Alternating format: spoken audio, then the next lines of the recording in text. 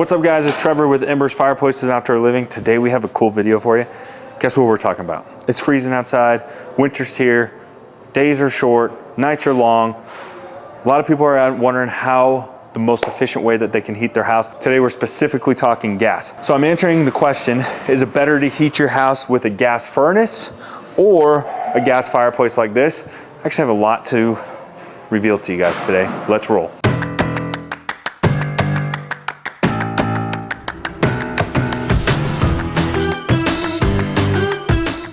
Don't forget, if you're in the Denver, Colorado area, come to our showroom today. You can check out all these products for yourself. Check out our really awesome showroom. I mean, it is money.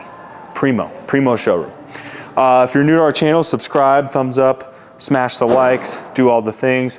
Helps us, TikTok, all of it. You know what to do. Okay, so a lot of people don't necessarily think gas fireplace, gas furnace, because a lot of people don't understand that you can actually heat your home with a gas fireplace. Why is that? Well, the reason is it can't be just any gas fireplace. It has to be a specific type, something efficient, something that's a good heater, something that's designed to heat. And the reason people don't think you can heat your home with a gas fireplace is, let's take a little field trip, Chris. Come down here with me. Let me show you something. I think we got 80 or 90 fireplaces in the showroom, roughly. But I'm gonna show you one in particular. So this fireplace right here, you can see, you saw the fireplace we just looked at. You think there's a big difference, Chris, in aesthetics? Huge difference. Huge difference. So this fireplace probably goes in 90% of the tract homes or community homes in the United States.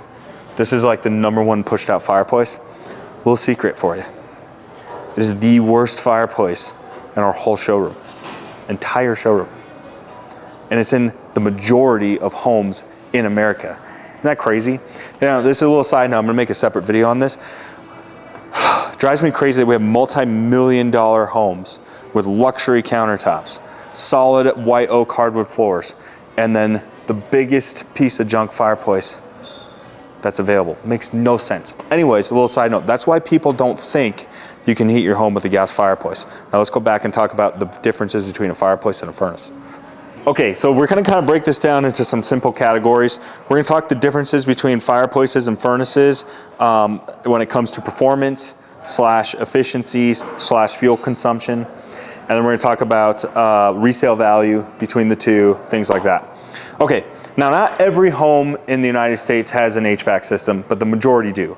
Now there's obviously some very clear benefits to HVAC system. One of the ways that they perform really well, and we're gonna show you a little diagram here, is they promote whole home heating. So you're gonna have even heating spread throughout the entire house. So every room is gonna be basically regulated at or near the same temperature. There are some variances there if you're above a garage or in a basement, things like that. But in general, that's the idea of an HVAC system, is you can disperse heat evenly to the entire house and not think about it. So that's an advantage to a furnace. Another thing is with the HVAC system is you can connect central air to it. So now you have heating and air conditioning running through that in the same ductwork, or you can connect whole home humidifiers, things like that to it. So it's not that HVAC doesn't have its benefits or a gas furnace doesn't have its benefits. Those are some definite plus to it. Okay, now what does a heating gas fireplace do for you that a furnace doesn't? Well, furnaces really heat primarily through convection heat. Now what convection heat means is basically it's heating up air through, you know, a gas flame, and it's got a big blower behind it that's running through that gas flame and heating up that hot air, and then that hot air disperses through your ductwork. So that's kind of how it heats, through convection heat, which is a blower type heat. Gas fireplaces, however, a real heating appliance, if you get up here close, Chris, check this out. So they're primarily heating through radiant heat. So there's some air movement naturally through the radiant heat, but really this whole firebox is completely sealed, radiating heat up and then passing 1,000-degree heat transfer through this ceramic glass. Honestly, a very similar principle to like a wood stove. So that's primarily how the heat is radiant heat over convection heat. So for example, I have my heat gun here. This thing is putting off over 500 50 degrees of heat through that glass. Now, Chris, you've stood next to these. How long can you stand next to it? Not very long before it feels like you're on fire. Yeah, because you probably will be in a very short period of time. Not just kidding, you won't be on fire. So what's the advantage to radiant heat? Several things. One of the benefits of radiant heat is, we're gonna get into it with efficiencies here in a little bit, but if you think about convection heat or blower heat, what does a blower or a fan do? What do you think of when you think of a fan, Chris? Blowing air. Yeah, but typically when would you turn a fan on? When you're what? Hot. When you're hot. But you're using a fan to heat. So natural pushing air, that natural air movement, has a natural cooling effect. So we're gonna get into it with efficiency. So convection heat almost needs hotter because that fan is gonna be cooling it to a certain extent, if that makes sense. Versus radiant heat is instant heat into the room. One of the benefits to instant heat into the room is, one, it's more efficient, but two, what do you do when you're freezing, Chris? I always see you walking around here. I walk up to the fireplace. Walk up the fire. Why? It's nice and warm. Because it feels good, right? The radiant heat. Feels good. Yep.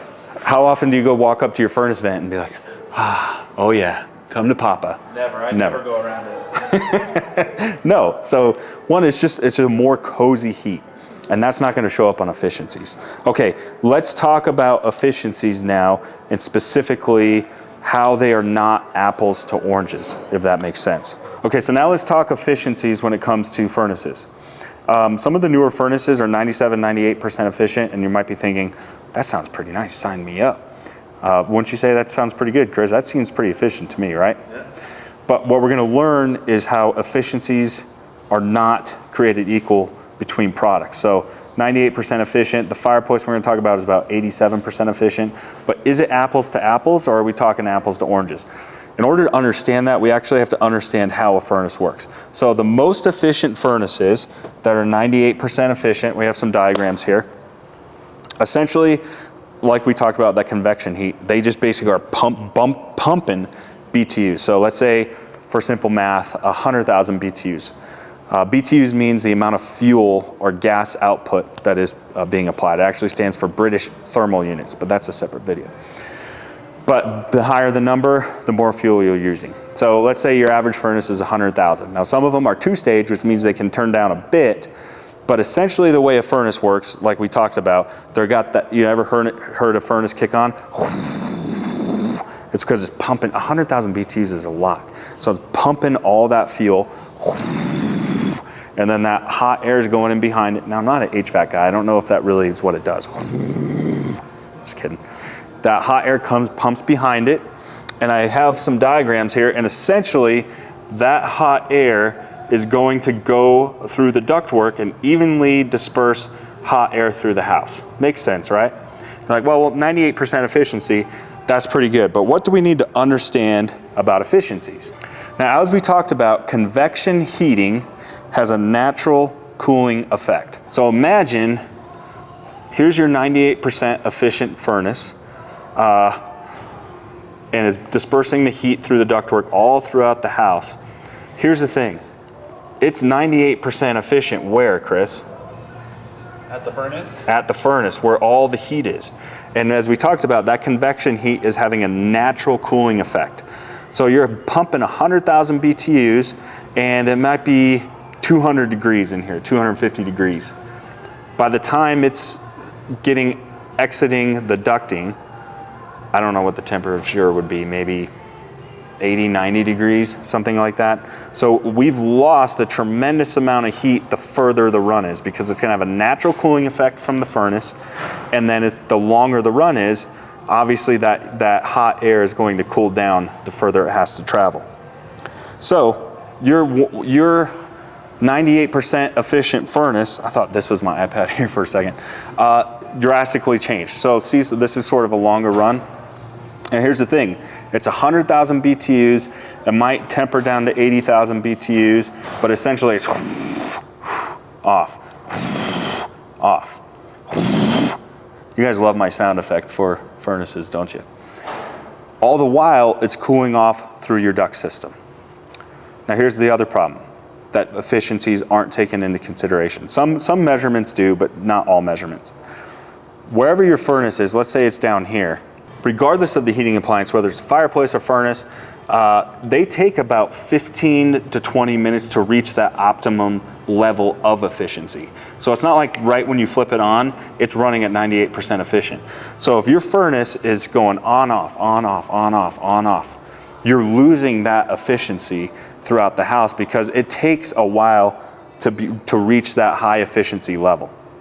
Okay, so you're also losing efficiency there, especially if you have the type of furnace that turns on and off all the time. If you have a bad thermostat location, something like that. Now here's the other thing, the other problem that we talked about. Remember we said here at the furnace is the hottest part, right, Chris? Yep. Where is the hottest part of your furnace usually? Where's your furnace at normally in a house? Mine's in a closet or in a basement. Okay. Is that a spot you spend time in? No. No. Attic sometimes? Garage? Mine's in a utility room in my basement. No one goes anywhere near that. So the hottest, most efficient part where this heat would be the most useful is a spot where nobody is. So again, that measurement doesn't come up in efficiency levels. So I'm not knocking HVAC systems. I think it's important to have one. In my conclusion, I'm going to tell you I have one. I wouldn't not have one. But what I'm getting at is I'm just trying to educate people on the differences between the value that a fireplace can bring somebody. All right, let's talk fireplaces. Okay, now let's talk about the way a gas fireplace heats. So a gas fireplace really couldn't be more opposite than a gas furnace. So a gas furnace promotes even whole home heating using convection heat like we talked about. Gas fireplace promotes what's called zone heating, or primarily heating the space that the appliance is in primarily. And then some of the other rooms are going to be a little cooler. So that could be a good or a bad thing, just like a wood stove. So like I mentioned, zone heating saves you money because you're not paying to heat your entire house. You're just really paying to heat the area that you're spending time in the most. So let's break this down. Typically, this is going to be in a living room, right? It's going to be in a room that you spend a lot of time in. That's primarily the space you care about running the hottest. Now, every family's different, every person's different, so these are not blanket statements that apply to every household. Every home layout is different. So this is just some sort of generalities where this can benefit you and save you some money.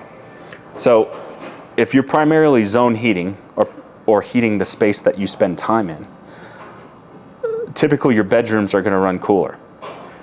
For most families, not all, that's not a problem. That's actually a good thing. So I honestly like my bedroom about low 60s, mid 60s. My wife will say otherwise, but typically you don't want your bedrooms running hot.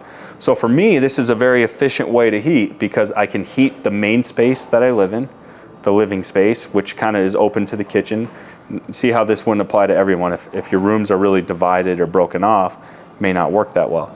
But I have a very open concept with a staircase that goes upstairs to another living room, and then the bedrooms are broken off from there. So at my house, this thing can heat the main living room, heat the kitchen, and then disperse the heat up the staircase into that other living room, and then the bedrooms are usually a little chillier, which is great because that's exactly how I want it. So that can save you money. Now, how can it save you money? Let's talk BTUs, because that's really the amount of gas input or output that we're talking about. The average furnace is 100,000 BTUs. It may be able to modulate down to 80 if it's a 2-zone furnace, that type of thing. But what type of BTU output is this guy having? So this guy is probably our best heating appliance when it comes to gas inserts. I'm like getting hot right here. 40,000 BTUs. So immediately you're 60% lower in BTU output. So you've cut the amount of gas you're using 60%. That's a huge difference. But here's what's really cool. This guy, for example, has a split flow valve system. So on the app, I just shut off the back burner. So now I'm down to 20,000, right? So now I'm only using 20,000 BTUs, and because this box has been heated up, it's still radiating and pumping a ton of heat into the room. Now, this is where it gets really cool. I'm gonna turn this flame down to level 1. Now I just cut the front burner down another 50%. So now I'm using 10,000 BTUs.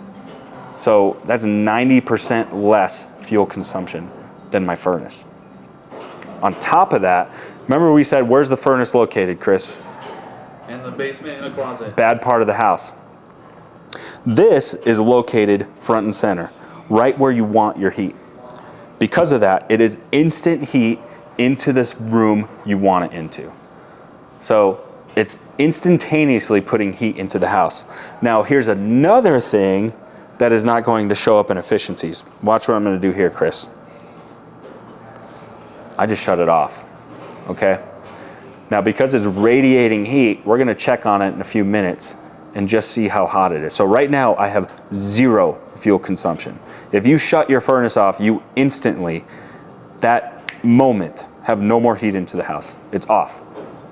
This is off, but I'm curious how long it's gonna continue to heat the room. So do you see how it's not really apples to apples? You're using a tremendous amount of less fuel. It's a cozier heat, and it's more efficient. And we're gonna talk aesthetics in a minute. And in my conclusion, I'm gonna tell you if I think you need one or the other, or if you need both. Okay, now remember with furnaces, we talked about how you can lose efficiency from it being on, off all the time. Well, the same is actually true with fireplaces. They take a good 15 minutes or so to reach their ideal, most efficient way that they're burning. And just like a furnace, this guy you can put on a thermostat, and I'm using the app, but it has a hard remote too. What's really cool is that remote, let me show you one of these. This remote is the thermostat. So wherever you put this, you can set the temperature. Wherever you put this in the house, it's gonna read and then shut off accordingly. So if you're watching TV and you want it by you on the edge of the couch, you set it there.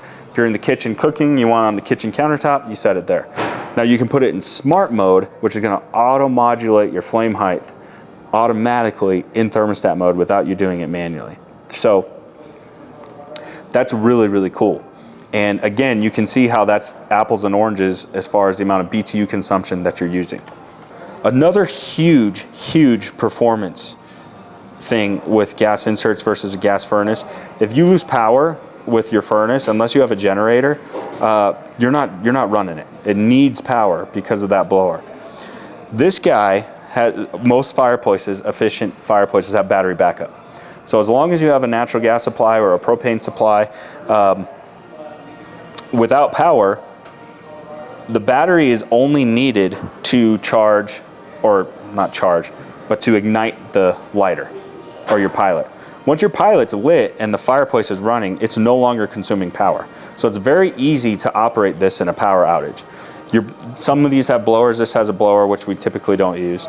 Your blowers and your night lights won't work, but you can heat your home very easy without power. So again, you see how situations are different? Like if you're in an area that's more remote, or you're in an area that's subject to power outages, that would be a huge plus, you know, versus if you're in the city where you don't really have power outages a lot. Another circumstance, if you're on propane, now if you're on natural gas and yeah, you save 30%, but you're saving $70 a month, you know, that's a good chunk, but to some people may not seem like a lot. But what if you're on propane? Well, now that percentage points that you're saving in fuel consumption is huge, because if you're spending $500 a month refilling your propane tank, which is usually double the price of natural gas, that fuel consumption savings of going from 100,000 BTUs down to 10 to 20 is enormous. And do you see how that starts to play in? And that's what I'm talking about. Not every family or every household is the same. So really think about your personal circumstances and how one or the other would be a benefit to you. What are the disadvantages to this? Disadvantages would be just like a wood stove. If you're in a situation where this would be your primary heat source, it takes more thought process. You know, you have to pay attention to where your remote's sitting. Like we said, it's zone heating, so the room it's in could get too hot from time to time where you have to shut it off, which could promote cooler bedrooms. So it just takes a little more thought process on how you run it. That's one of the advantages to an HVAC system is it's completely mindless. When's the last time you thought about the temperature in your house, Chris? I mean, if you do, you just go change the thermostat and then you're done, right? Yeah, pretty simple. So if you're heating with a furnace, it might take 5 seconds of thought process. This, like a wood stove, is gonna take a little more thought process and a little more planning. You don't have to build a fire or anything, of course, but it just takes a little bit more of a thought process. Okay, we're gonna check on this. Now let's talk aesthetics. Obviously, I think that goes without saying. How often do you go look at a pretty furnace, Chris, and be like, wow, that's, you have your buddies over and be like, guys, check out this new furnace I just bought. Let's go look at it. You have a cup of coffee in front of your furnace? No. No. Obviously, we talked about the cozy heat that these give off, but they're just absolutely gorgeous. So they're gonna add a ton of value aesthetically to the room, and they can really transform a room.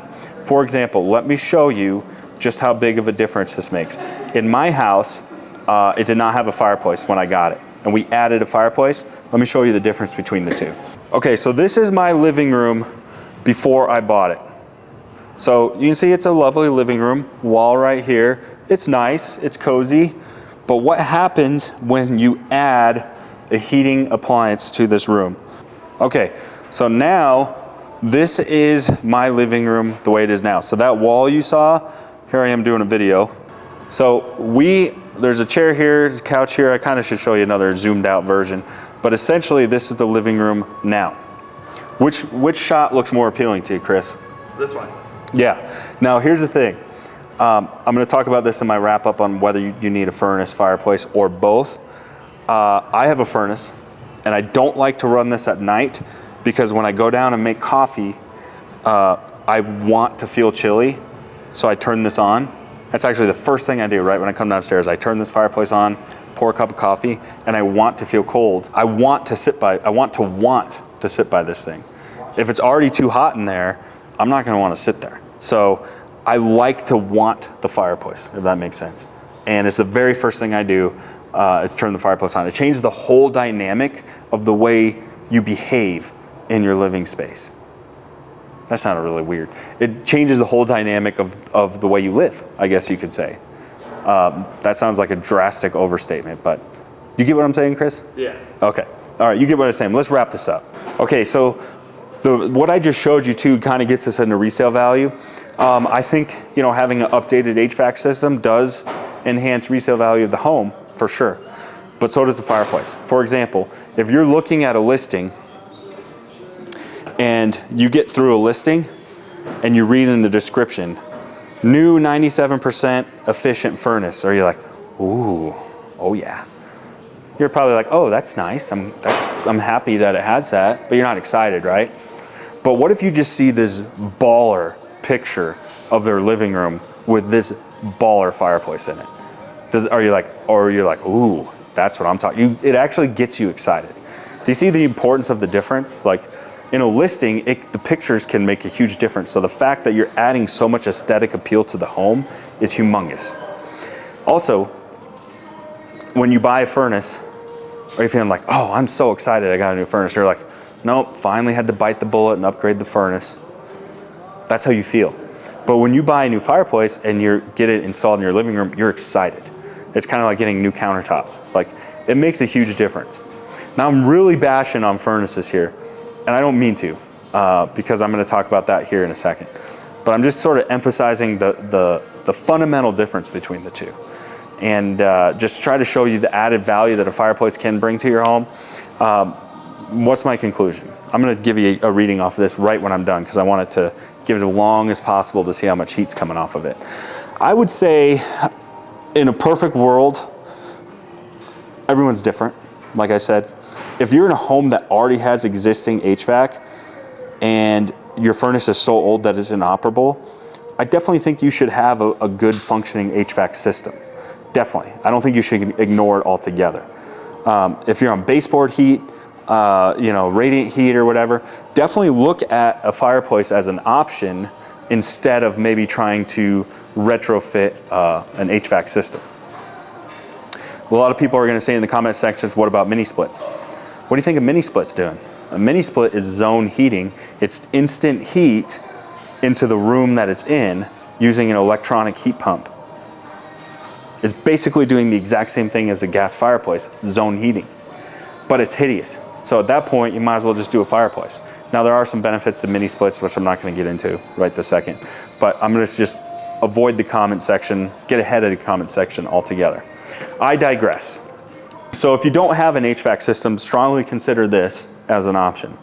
If you have one, I think in my perfect world, living in town and in the city, not out in the rurals, on natural gas, in a regular sort of, track home, cookie cutter neighborhood, for me, the perfect solution is having a good functioning HVAC system that I didn't go crazy on, and then putting my money into a fireplace into the home. Now here's why. Remember I said I keep my fireplace off at night? I like my home, or I should say in the winter, I keep my furnace setting at about 60 degrees. You're like, wow, that's cool. 55, maybe, sometimes. And then I let this do the rest. So I keep my furnace at a level, the coldest tolerant level I can tolerate my bedrooms at. And then I let this make it the rest of the house comfortable. Because even some of this heat still gets into the bedroom if the bedroom doors are open. Now that's me and the way my house is laid out. Every house is different, but that's my perfect world. Have yourself a good, solid HVAC system and supplement your heat with the fireplace. That's my final conclusion. Again, I'm not bashing HVAC. I think it's important. It's essential in a lot of homes. But I'm just trying to give you guys ideas to some good heating alternatives and the value that a gas fireplace can bring to your home. Should we see how hot this is? What's it been off for? 20 minutes? Yeah. About 20 minutes? We had a few outtakes, so it took us a little bit longer. All right, let's see. Look at that. 300 degrees of radiant heat. How's that for efficiency? 0 fuel consumption, 300 degrees of heat into the room 20 minutes later. That's pretty cool. There's no measurement for that, 0. You're telling me this isn't efficient? Come on, I don't want to hear it. We'll see you guys next time. Stay tuned for more.